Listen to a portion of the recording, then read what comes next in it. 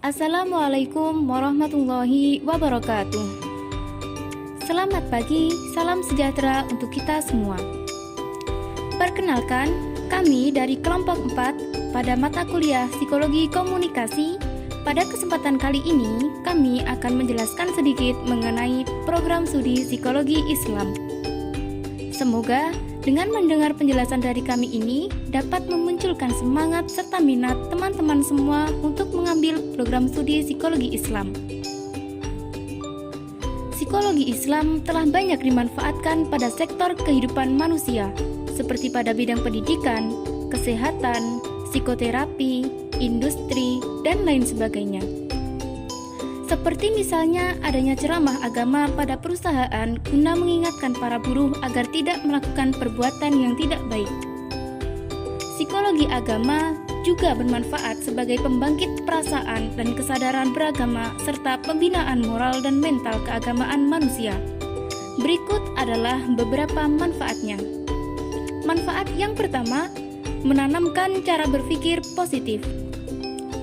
Berpikir positif adalah berpikir yang mengarah pada hal-hal yang bersifat baik, entah itu terhadap diri sendiri, orang lain, ataupun keadaan yang sedang dihadapi. Seseorang yang memiliki pikiran positif akan selalu melihat setiap masalah dengan cara yang positif, sehingga menjadi tidak mudah terpengaruh dengan berbagai tantangan dan hambatan yang dihadapi. Manusia akan selalu memiliki keyakinan bahwa masalah yang timbul akan selalu memiliki solusi yang tepat. Manfaat yang selanjutnya adalah menanamkan kecerdasan kreatif. Menurut Trianto Savarian, kreativitas adalah kemampuan pikiran yang bersifat fleksibel dan bervariasi. Dengan kata lain, pada garis besar, kreativitas dapat dilihat dari 4 macam dimensi, yaitu proses, person, place, and product. Manfaat yang selanjutnya adalah menanamkan kecerdasan emosional. Kecerdasan emosional terdiri dari potensi-potensi positif pribadi manusia, seperti empati, memahami perasaan, mengendalikan amarah, mandiri, mampu menyesuaikan diri, memecahkan masalah dengan baik, tekun, setia kawan, ramah, serta ramah kepada setiap orang. Manfaat yang selanjutnya adalah membangun kecerdasan spiritual. Kecerdasan spiritual sebenarnya dilihat dari bentuk praktek dan aplikasi keagamaan yang terdapat pada keagamaannya, bukan hanya pada pemahaman agama saja. Dalam hal ini, psikologi sangat berperan penting dalam membentuk dan meningkatkan kecerdasan spiritual jiwa individu. Profesor Dr. Ahmad Tafsir, Dekan Fakultas Tarbiyah Institut Agama Islam Negeri Sunan Gunung Jati menyatakan bahwa kecerdasan spiritual bukan hanya dilihat dari aspek pemahaman agama saja, namun juga pada aplikasi agama dalam kehidupan sehari-harinya. Selain itu, psikologi Islam juga memiliki banyak sekali fungsi.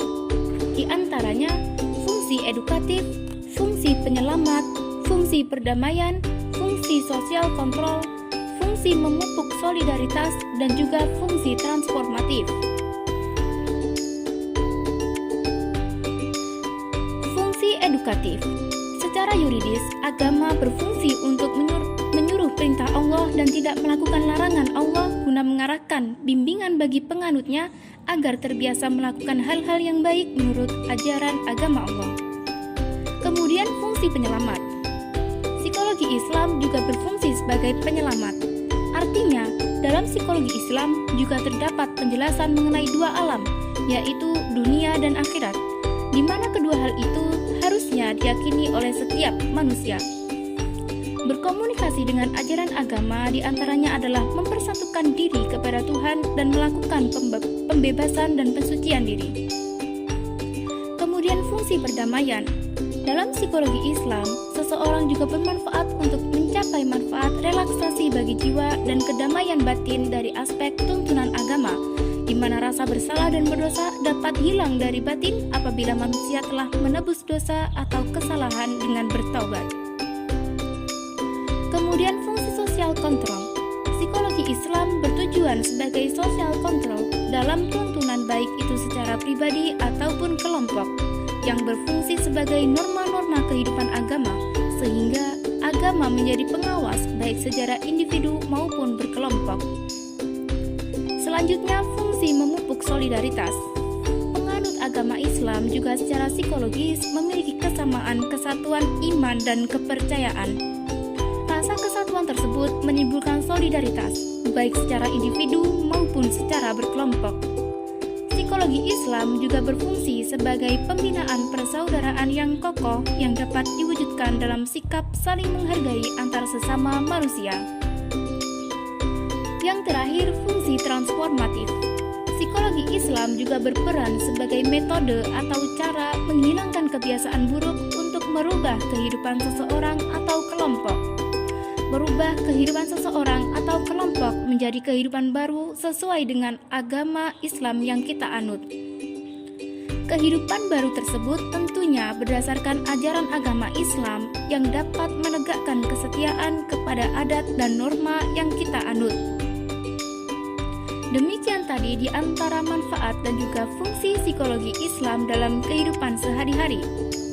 Pada hakikatnya, mengetahui psikologi Islam adalah sangat dapat dijadikan sebagai cara mengatasi anxiety disorder, cara menghilangkan kecemasan, cara mengatasi psikologis terganggu, cara menghilangkan ketakutan berlebihan yang mungkin kita derita. Demikian tadi penjelasan mengenai fungsi dan juga manfaat psikologi Islam yang dapat kita jelaskan. Semoga bermanfaat dan dapat menumbuhkan ketertarikan untuk teman-teman semua mengambil program studi psikologi Islam, khususnya di Institut Agama Islam Tribakti Lirboyo, Kediri. Sekian yang dapat kami sampaikan. Terima kasih atas perhatiannya. Mohon maaf apabila ada tutur kata yang kurang berkenan. Wallahul muwaffiq ila aqwamit thoriq. Assalamualaikum warahmatullahi wabarakatuh.